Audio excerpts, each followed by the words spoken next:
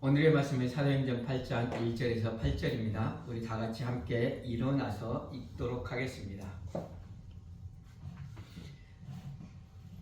시작. 사울이 그의 죽임당함을 마땅히 여기더라. 그날에 예루살렘에 있는 교회에 큰 핍박이 나서 사도 외에는 다 유대와 사마리아 모든 땅으로 흩어지니 경건한 사람들이 스데반을 장사하고 위하여 크게 울더라. 사울이 교회를 전멸할세 각 집에 들어가 남녀를 끌어다가 옥에 넘기니라.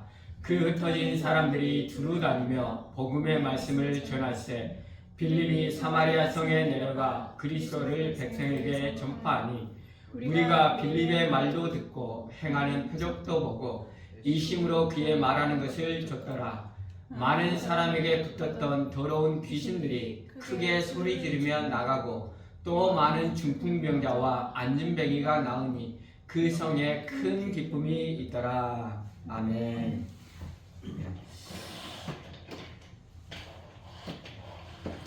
얼마 전에 제가 CRC 교육을 함께 받았던 그 사람들하고 단톡방이 있는데 그 단톡방에 한 분이 어머니의 소천을 알리는 소식이 있었습니다. 그런데 그분을 위로하는 다른 분이 본인의 어머니도 3주 전에 교통사고로 소천하셨다라고 이야기를 했습니다. 그 단톡방에 몇 명이냐면 7명 있습니다. 7명 중에 2명이 한 달 안에 부모님을 잃었다는 것입니다. 이럴 때 죽음은 우리가 멀리 있다고 생각하지만 실상은 우리의 가까이에 있는 것이 바로 죽음입니다. 그렇다면 죽음을 우리 그리스도인들은 어떻게 생각하고 죽음에 대해서 어떠한 생각을 가지고 있어야 할 것인가? 방금 말씀드렸듯이 한 목사님의 어머니가 소천하시면서 그 목사님이 소식을 전하면서 앞에 타이틀로 이렇게 이야기합니다. 기쁘면서도 슬픈 소식을 전합니다라고 시작을 했습니다. 우리에게 있어서 죽음은 기쁨이면서 슬픔입니다. 왜냐하면 죽음이 죽음으로 끝이 아니라 영원한 천국으로 들어가는 날이기 때문에 죽음은 기쁨의 날입니다. 이 땅이 아무리 좋다고 하지만 이 땅을 표현할 때 고난의 연속인 이 땅의 인생이라고 이야기합니다. 그 고난과 고통이 끝나고 영원한 천국에서 주님과 함께 영원한 안식을 누릴 수 있는 날이기 때문에 그리스도인에게 죽음은 기쁨의 날입니다. 그러함에도 불구하고 죽음이 슬픔이라는 것은 우리가 이 땅이 아무리 어렵고 힘든 고난의 생이라고 할지라도 이 땅의 생이 마감되는 것입니다. 무언가 끝난다는 것은 슬픔이라는 것입니다. 특별히 유족들에게 있어서 죽음은 이제 더 이상 사랑하는 아내, 사랑하는 남편, 사랑하는 부모, 사랑하는 자식을 더 이상 이 땅에서 볼 수 없기 때문에 슬픔의 날이라는 것입니다. 그러함에도 감사한 것은 우리에게는 생명이 있기 때문에 믿지 않는 자들과 다르게 우리는 죽음이 그냥 슬픔으로 끝나는 것이 아니라 죽음을 기쁨으로 승화시킬 수 있다는 것입니다. 왜냐하면 죽음을 통해서 우리는 생명을 바라볼 수 있기 때문입니다. 그것은 바로 우리가 대림절, 성탄절을 지키는 이유입니다. 예수님께서 생명으로 이 땅에 오셔서 우리에게 생명을 주셨기 때문에 우리는 이 땅에서의 죽음이 단순히 슬픔이 아니라 기쁨이 될 수 있고 슬픔도 기쁨으로 승화할 수 있게 되는 것입니다. 그렇게 되기 위해서 우리는 하나님을 바라보아야 합니다. 아담의 아들이었던 셋이 그 아들을 낳고 이름을 에노스라고 지었습니다. 에노스라는 의미는 죽음이라는 의미입니다. 셋이 그 아들을 낳고 에노스라고 그 이름을 지었을 때 사람들이 비로소 여호와를 불렀더라고 이야기합니다. 우리가 죽음을 인지하지 않고서는 절대자, 영원한 생명이신 하나님을 바라보지 않는다는 것입니다. 그러므로 잠언에서도 이야기하기를 잔치집에 가는 것보다 초상집에 가는 것이 낫다라고 이야기하고 있습니다. 우리가 늘 죽음을 인지할 때 영원한 생명이신 하나님을 바라볼 수 있기 때문입니다. 영원한 생명으로 이 땅에 오셔서 우리에게 생명 주신 주님의 은혜에 감사할 수 있기 때문입니다. 사랑하는 성도 여러분, 대림절 세 번째 주일, 그리고 다음 주면 주님의 이 땅에 오심을 기념하는 성탄 주일을 맞이하면서 생명으로 이 땅에 오셔서 자신의 죽음으로 우리에게 생명 주신 예수 그리스도의 은혜에 더욱더 감사하며 나아갈 수 있는 저와 여러분이 되기를 간절히 소원합니다. 우리가 계속해서 스데반의 순교에 대해서 살펴보고 있습니다. 스데반의 순교 이전까지의 교회와 스데반 순교 이후의 교회는 전혀 다른 모습으로 급변했습니다.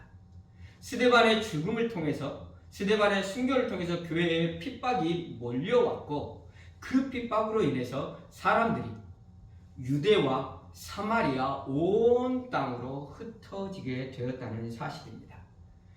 그리고 스데반의 죽음을 맞이할 때 그 죽음 이면에는 종교 지도자들의 어떤 계략이 있었던 것 같지만 그 이면에는 하나님의 계획하심이 있었다는 것입니다. 그래서 하나님의 계획하심으로 인해서 예루살렘만 아니라 예루살렘을 넘어서 온 유대와 사마리아와 땅끝까지 이르러 복음이 증거되어야 된다는 하나님의 말씀을 이루려는 하나님의 계획하심이 있다는 사실입니다. 그 계획하신 대로 하나님께서 그 복음을 이루어 나가시는데 우리가 일조할 수 있는 저와 여러분이 되기를 바랍니다. 3절을 보시겠습니다. 죄송합니다. 2절입니다. 경건한 사람들이 스데반을 장사하고 위하여 크게 울더라. 스데반이 죽음을 당했고 스데반이 순교당하는 그날 교회는 큰 핍박이 있었습니다. 그리고 그 핍박을 통해 사람들은 도망갔고 도망가지 않는 사도들이 예루살렘 교회에 남아 있었다라고 이야기하고 있습니다. 그리고 나서 2절에 경건한 사람들이 스데반을 장사하고 위하여 크게 울었다라고 이야기합니다. 경건한 사람들은 누구일까? 예루살렘에서 핍박에 못 이겨서 도망가지 않고 남아있던 사람이 경건한 사람들입니다. 남아있을 수 있었던 사람들은 어떻게 보면 당시 영향력이 있는 사람들입니다. 그들이 그리스도인이라고 할지라도 그들을 막 잡아서 돌로 쳐서 죽일 수 없을 만큼의 권력이나 부와 아니면 영향력을 가지고 있었기 때문에 그들은 남아 있었습니다. 그리고 그들이 스데반을 장사하였습니다. 예수님이 돌아가셨을 때 아리마대 요셉이 예수님의 시체를 청하여 장사했던 것처럼, 왜냐하면 아리마대 요셉은 공회원으로서 당시 권력 있는 사람이고 영향력 있는 사람이었기 때문에 예수님을 장사할 수 있었던 것처럼 오늘 스데반을 장사하는 이 경건한 사람들도 당시에 영향력 있는 사람들이라고 볼 수 있습니다. 그리고 스데반을 장사하고 크게 울었다라고 이야기하고 있습니다. 당시 이스라엘에 사람이 죽으면 소리내어 크게 애곡하는 것이 전통이었습니다. 그러나 애곡할 수 없는 때도 있습니다. 애곡할 수 없는 때는 공회를 통해서 죄인이라고 처형당한 사람, 그리고 율법에 위배되어 돌에 맞아 죽은 사람들에게는 크게 왜곡할 수 없었습니다. 왜냐하면 그 애곡은 그 사람이 죄인이기 때문에 죄 지은 것을 당연히 여기지 않는다는 의미가 포함되어 있기 때문입니다. 아론의 두 아들 나답과 아비후가 하나님 앞에 다른 불을 들임으로 죽임을 당했습니다. 그때 모세가 아론에게 이야기합니다. 너는 베옷을 입지 말고 애곡하지 말라고 이야기합니다. 왜냐하면 하나님께서 진노해서 죽은 아들이기 때문에 그것에 대해서 애곡한다는 것은 하나님의 심판에 대항하는 의미가 있기 때문입니다. 그러한 관점에서 본다고 하면 경건한 사람들이 스데반의 순교를 위하여, 스데반을 위하여 크게 애곡한 것은 상당한 위험성이 있는 행동이었다는 사실입니다. 경건한 사람들은 말씀드렸듯이 자신들의 어떠한 지위와 영향력을 가지고 있었기 때문에 스데반을 장사할 수 있었습니다.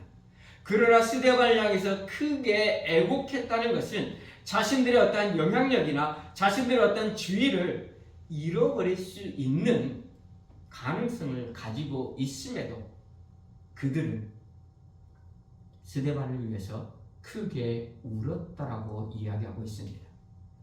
그렇기 때문에 그들이 경건한 사람들이 되었다는 것입니다.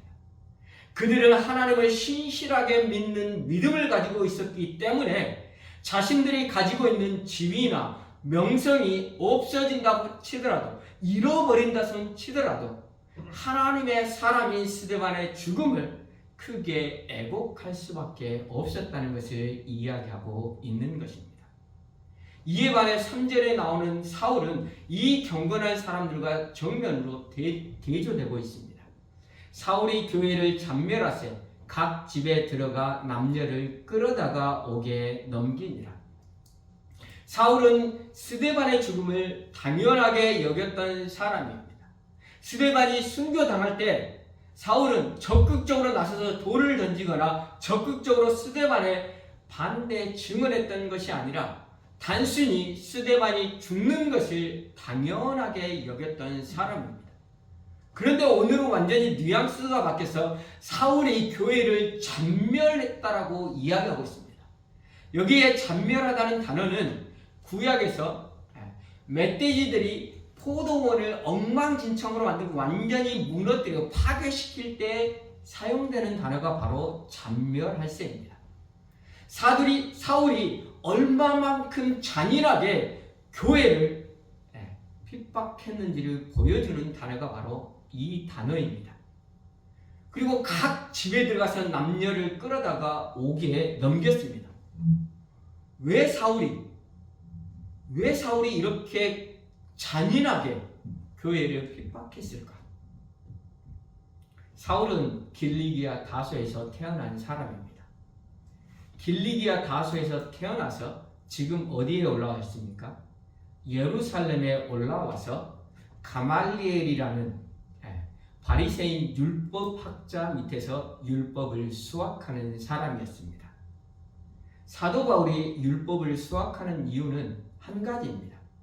종교 지도자가 되어서 권력을 잡기 위해서입니다. 바꿔 말하면 하나님을 향한 열심이 아니라 자신의 권력에, 자신의 출세에 이용하기 위해서 율법을 배우고 있고 종교 지도자들의 마음을 얻기를 원하고 있다는 것입니다. 종교 지도자들이 가장 싫어하는 사람이 누구입니까? 그리스도인들입니다. 그리스도인들이 자신들의 권력에 대항했고 자신들의 어떠한 부의 축적의 수단인 성전에 반대했기 때문입니다.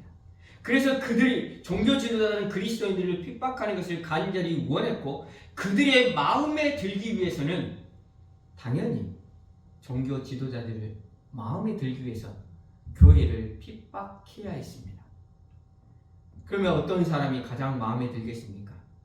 가장 악랄하게, 가장 처참하게 짓밟는 사람이 종교 지도자들의 마음에 들고 자신도 그 그룹에 들어갈 수 있는 가능성이 생기는 것입니다. 그런 이유로 사울은 교회를 잔멸, 무참하게 짓밟고 있다라고 이야기하고 있습니다. 경건한 사람들은 자신들이 가지고 있는 그 영향력, 자신들이 가지고 있는 그 지위를 잃어버릴지 모르는 상황 가운데서도 하나님을 신실하게 믿음으로 말미암아 하나님을 위해 순교당한 스데반을 위해 크게 애곡하고 있는 반면에 사울은 자신의 욕망을 성취하기 위해 자신의 출세를 위해서 하나님을 대적하고 있는 자리에 있다는 사실입니다. 사랑하는 성도 여러분, 사도 사울은 자신의 욕망을 위해 하나님을 대적하는 자리로 있었고, 그러한 사울을 하나님의 은혜로 그것들을 깨닫게 해주셨습니다. 예수님이 사울을 만나 주심으로 인해서 욕망으로 덮여있던 눈꺼풀이 벗겨지고 그가 바로 예수 그리스도를 볼 수 있게 되었습니다. 바로 예수 그리스도를 본 다음에 사도 바울은 무엇라고 고백합니까? 자신이 가지고 있었던 바리새인이었던 그것과 가말리알 문화에서 율법을 수확했던 것, 율법으로 흠이 없던 것, 그 모든 것을 사도 바울은 배설물로 여겼습니다.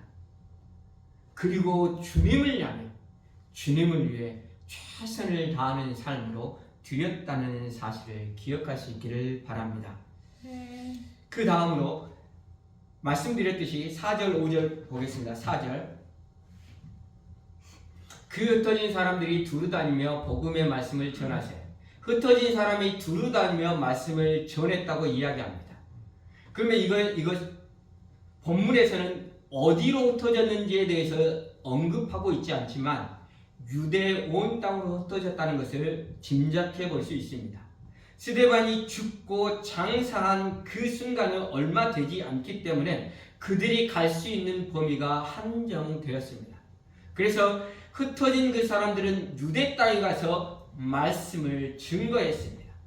예수님께서 말씀하신 예루살렘에서 온 유대로 복음이 전파되고 있는 것을 보여주고 있는 것입니다. 그리고 나서 5절을 보시면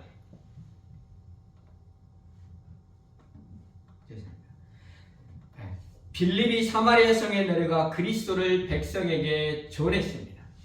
빌립이 사마리아 성에 내려가 그리스도를 백성에게 전파했습니다.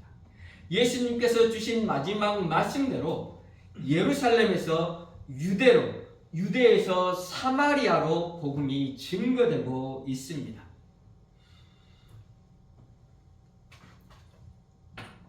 유대인들은 사마리아 사람들과 상종하지 않았습니다. 그래서 예수님께서 온 유대와 사마리아와 땅끝까지 이르러 복음을 증거하라는 명령을 주셨음에도 불구하고 유대인들은 사마리아로 내려갈 생각을 하지 않았습니다. 왜냐하면 역사적인 배경이 있습니다. 솔로몬 왕 이후에 이스라엘이 남유다와 북이스라엘로 두 나라로 나누어졌습니다. 북이스라엘은 갈수록 하나님을 대적하고 이방신들을 섬기며 하나님 앞에 범죄했습니다. 그래서 북이스라엘은 BC 721년에 아수르에게 멸망당합니다. 그리고 아수르에게 멸망당할 때 아수르의 정책이 그겁니다. 사람들을 이주시키고 그 땅에 다른 사람들을 또 이주시켜서 민족들을 혼합시키는 정책이었습니다. 민족들을 혼합시켜서 민족의 정체성을 없이 하기 위해서 아수르는 사마리아 성을 함락시키고 사마리아 성에 있는 사람들을 아수르로 끌어가고 다른 나라 사람들을 사마리아로 보내서 사마리아에서 살게 했습니다. 그래서 사마리아는 유대인들만이 아니라 다른 나라 이방 사람들과 섞여서 살게 되었습니다. 그래서 순수 혈통이라고 하는 유대인들은 사마리아 사람들을 경멸했습니다. 왜? 섞였다고. 이에 반해서 남쪽 유다 사람들은 포로로 잡혀갔다가 다시 와서 예루살렘 성전을 건축하고 예루살렘 성벽을 건설한 이후에 그들이 했던 것 중에 하나가 그겁니다. 이방 여인을 아내로 삼은 자들을, 그 이방 여인과 그 자녀들을 돌려보내는 일을 했습니다. 그 돌려보냄으로 인해서 자신들은 순수한 유대인의 혈통을 유지하도록 하나님께서 선택한 선민을 그대로 유지할 수 있도록 그들은 계속해서 자신들의 선민 사상을 가지고 있었습니다. 이에 반해 사마리아는 혼합된 족속이기 때문에 유대인들은 더 이상 사마리아 사람들과 말도 섞지 않습니다. 그리고 사마리아 땅을 가로질러 가지도 않습니다. 사마리아 땅을 돌아서 이렇게 갑니다. 그러나 우리가 요한복음에서 잘 알듯이 예수님은 사마리아 성에 가셨습니다. 그리고 사마리아 성에서 우물가에서 여인을 만나 그 여인에게 복음을 증거했습니다. 그 여인은 사마리아가 유대인들에게 소외되었다고 한다면 그 여인은 사마리아인에게도 소외된 여인이었습니다. 사마리아 사람들이 나오는 그 시간에 우물에 물을 길르러 나오지 못하고 사람들이 오지 않는 한낮 뜨거운 햇볕이 떠 있는 사람들이 없는 시간에 나올 수밖에 없는 소외된 여인이었습니다. 그 소외된 여인에게 예수님께서 복음을 증거했습니다. 소외된 사마리아, 그 소외된 사마리아 중에 소외된 여인에게 복음을 증거했고 그 여인은 복음을 받고 예수를 그리스도로 고백하며 이제 더 이상 소외된 자가 아니라 사람들의 나아가 복음을 증거하는 자가 되었다는 사실입니다. 오늘 본문에서 그렇게 이야기합니다. 빌립이 사마리아 성에 내려가 복음을 증거할 때 사마리아 성에 큰 기쁨이 있었다고 이야기합니다. 자신들을 경멸하고 자신들을 소외시켰던 빌립, 유대인으로 말미암아 사마리아 성에 복음이 증거되고 그 복음으로 인해 사마리아에 큰 기쁨이 있었다고 이야기하고 있는 것입니다. 왜? 예수님은 소외된 사마리아에 가서 그리고 소외된 여인에게 복음을 증거했을까요? 복음의 능력을 보여주기 위함입니다. 복음은 우리 안에 있는 막힌 담을 허는 능력입니다. 우리는 우리 안에 담을 쌓고 서로가 서로를 소외시키며 서로가 서로를 구분지으며 사는 존재입니다. 그래서 유대인들은 사마리아인들을 경멸하고 멸시하고 소외시켰습니다. 그 소외된 벽을 허무는 것이 바로 복음이라는 것을 예수님께서 보여주신 것입니다. 첫 번째로 하나님이 우리와 막힌 담이 있었습니다. 우리는 죄로 인하여 하나님과 화목될 수 없는 존재, 하나님과 죄로 인하여 단절되어서 하나님으로부터 오는 공급이 끊어져서 비참하게 죽음 가운데 살아가는 인생이었습니다. 그 인생은 예수 그리스도께서 이 땅에 오셔서 자신의 피 흘리심으로 말미암아 우리의 죄를 사하시고 하나님과 화목되게 하셨다는 사실입니다. 우리는 하루를 산다고 하지만 우리는 하루하루 죽음을 향해 달려가는 비참한 인생, 그리고 그 죽음이라는 것이 늪과 같아서 우리가 빠져나오려고 하면 빠져나올수록 더욱더 깊은 수렁으로 빠질 수밖에 없는 비참한 인생이었습니다. 그 비참한 인생이 예수 그리스도께서 우리를 만나 주심으로 우리의 인생이 하나님과 화목된 인생이 되었습니다. 다시 하나님과의 관계가 회복되고 하나님으로부터 오는 공급을 통해서 기쁨과 평안을 누릴 수 있는 존재가 되었다는 사실입니다. 그리고 우리에게 하나님이 말씀하십니다. 너희가 하나님과 화목됐으니 이제 너희가 서로 화목하라고 말씀하십니다.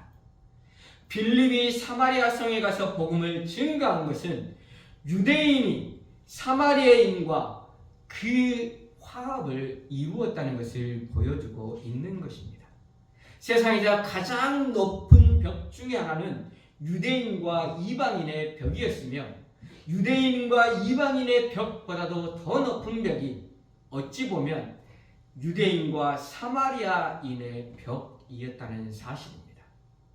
하나님의 명령을 받고 하나님의 은혜받은 빌립이 복음으로 인해서 사마리아 성에 가서 복음을 증거함으로 통해서 가장 높은 장벽인 유대인과 사마리아인의 벽이 허물어졌다는 사실입니다. 우리 안에는 어떠한 벽이 있습니까? 우리 안에는 빈부격차가 있고 지식의 차이가 있고 나이의 차이가 있고 남과 여의 차이가 있고 수많은 차이들로 우리는 서로를 구분하고 구별짓고 그리고 구별하고 구분짓는 것만으로 끝나는 것이 아니라 내가 속한 그룹은 너가 속한 그룹보다 낫다며 다른 그룹을 경시하며 멸시하는 우리들의 모습은 아닙니까?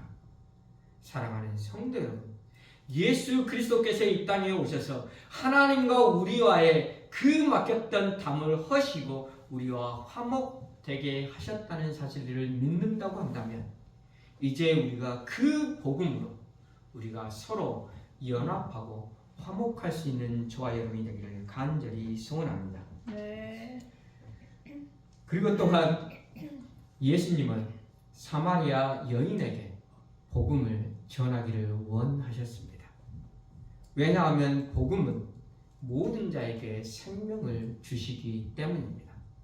서두에서 말씀드렸듯이 우리 인생은 산다고 하지만 한 걸음 한 걸음 죽음을 향해 나아갈 수밖에 없는 존재이고 그 죽음은 이 땅에서의 끝이기 때문에 슬픔으로 끝날 수밖에 없지만 복음, 예수 그리스도가 구원자이시라는 이 복음은 우리에게 영원한 생명을 가져다 주시기 때문에 복음으로 통해서 사마리아 성에 생명이 선포되고 기쁨이 선포되기를 바라시는 하나님의 뜻이었다는 사실입니다. 말씀을 마치려고 합니다. 오늘 본문에서 경건한 사람들과 사울을 대조시키고 있습니다. 경건한 사람들은 자신이 이미 가졌던 권력이나 자신이 가지고 있는 그것이 스데반을 애곡함을 통해서 잃어버릴 수 있는 상황임에도 불구하고 신실하게 하나님을 믿는 믿음 가지고 그들은 하나님을 위해 순교당한 스데반을 향해 애곡하였습니다. 이에 반하여 사울은 자신의 욕망을 위해서 하나님을 대적하는 자가 되었다는 사실입니다. 자신의 욕망을 위해서 하나님의 구원이 선포되고 복음을 증거하는 자들을 대적하는 사도 사울이었습니다. 그러나 그 사울이 예수 그리스도를 만났습니다. 예수 그리스도를 만남으로 인해 그 사울의 눈꺼풀이 벗겨지고 욕망으로 사로잡혔던 사울이 이제 하나님의 놀라운 계획을 볼 수 있게 되었습니다. 그리고 나서 사울은 하나님의 기쁨이 되는 삶을 살기로 작정하고 이제까지 자신이 추구했던 그 욕망이 배설물과 같았다라고 고백하며 나아가고 있고 그리고 하나님의 기쁨이 되기 위해 복음 증거하는 자가 되었다는 사실입니다. 사도 바울이 복음을 증거하기 위해서 유대인들에게는 유대인들과 같이 되었고 이방인들에게는 이방인들과 같이 되었다라고 이야기하고 있습니다. 유대인에겐 유대인처럼 이방인에겐 이방인처럼 될 수 있기 위해서는 자신이 낮아져야만 할 수 있다는 사실입니다. 자신을 가지고 있는 모든 것들을 내려놓고 낮아질 때만 그 사람과 동일한 모습으로 그 사람을 섬기는 자가 될 수 있고 그 사람을 섬기며 복음을 증거할 수 있게 된다는 사실을 기억할 수 있기를 바랍니다. 오늘 저와 여러분은 어떻습니까? 2000년 전에 이 땅에 우리를 구원하러 오신 예수 그리스도께서 저와 여러분을 만나 주셨습니다. 저와 여러분을 만나 주심으로 우리가 죄와 허물로 죽음으로 달려가던 비참한 인생이 영원한 생명을 얻는 인생이 되었습니다. 또한 사도 사울과 같이 우리의 욕망을 쫓으며 하나님을 대적했던 우리들을 하나님이 말씀으로 깨닫게 해주심으로 그것이 헛되고 헛되다는 것, 배설물과 같다는 것을 깨닫게 해 주셨습니다. 그럼에도 불구하고 우리들은 여전히 이 땅의 것을 소망하며 이 땅의 것을 갈망하며 살아가고 있지는 않습니까? 내가 원하는 것, 내가 뜻하는 것, 내 마음대로 되어지지 않을 때 우리는 하나님을 불평하며 원망하며 살고 있지는 않습니까? 사랑하는 성도 여러분, 사도 바울이 하나님께서 자신을 만나주신 그 은혜를 기억하고 자신이 하나님을 대적했던 때, 자신의 욕망에 이끌려 하나님을 대적하고 교회를 핍박했던 그때, 자신이 죄인 중에 괴수 같았던 그때 하나님이 자신을 만나 주셨음을 기억하고 돌이켜서 이제는 자신의 모든 것을 내려놓고 낮아짐으로 하나님의 기쁨이 되는 삶을 살았던 것처럼 오늘 우리도 하나님의 기쁨이 되는 삶으로 나아갈 수 있기를 간절히 소원합니다. 우리가 원하는 욕망에 이끌리는 삶이 아니라 하나님께서 기뻐하시는 삶, 복음 증거하는 삶으로 나아가는 저와 여러분이 되기를 간절히 소원합니다. 우리가 복음을 증거하기 위해서 우리는 낮아져야 합니다. 내 생각, 내 뜻, 내 마음 가지고는 우리가 다른 사람을 섬길 수 없고 다른 사람을 이해할 수 없고 그들에게 복음을 증거할 수 없습니다. 우리가 낮아질 수 있는 것은 오로지 나 같은 죄인 살리신 하나님의 은혜를 기억할 때임을 생각할 수 있기를 바랍니다. 그래서 오늘도 우리를 구원하신 그 하나님의 은혜를 부여잡고 하나님의 기쁨이 되시는 복음 증거자의 삶으로 나아가겠습니다라고 결단하며 나아가는 저와 여러분에게 간절히 소원합니다. 네, 찬양하며 기도하겠습니다. 이 시간 우리가 말씀 생각하며 결단하며 기도하며 나아가기를 원합니다. 사울이 자신의 욕망에 눈이 어두워 하나님을 대적하고 하나님의 교회를 짓밟는 그러한 사울이었습니다. 그러나 하나님이 은혜로 만나 주셨습니다.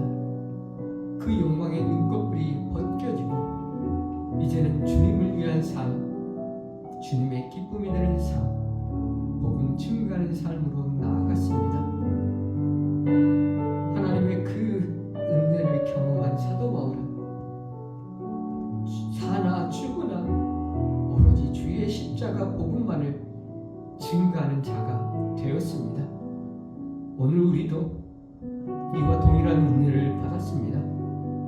죄와 허물로 죽었던 인생, 우리의 욕망에 이끌려 하나님을 대적했던 인생이 2000년 전에 이 땅에 오신 주님이 우리를 만나 주심으로 우리가 구원받고 하나님의 자녀 되었습니다. 이제 우리도 고백하기를 원합니다. 이제 하나님의 기쁨이 되는 삶으로 나아가기를 고백하기를 원합니다. 이제 복음을 증거하는 삶으로 나아가기를 고백하기를 원합니다. 그러한 삶을 살기 위해서는 날마다 우리 가슴 속에 십자가의 그 은혜가 살아 숨쉬어야 합니다. 십자가의 그 감격이 살아 숨쉬어야 합니다. 십자가의 그 감격으로 주님의 기쁨이 삶이면은 삶을 살겠습니다라고 시간 나같이 주의 집에 기도하며 나오도록 하겠습니다. 주여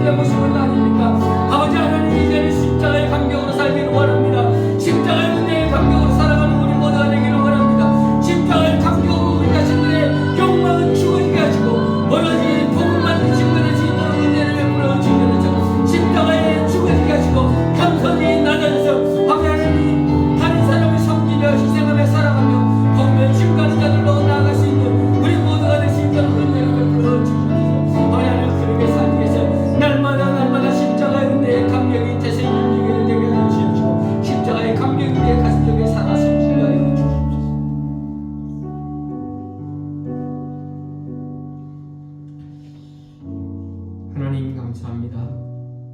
말씀을 통해서 죄와 허물로 죽었던 인생이 십자가의 보혈로 살았다는 것을 다시 한번 깨닫게 하시니 감사합니다.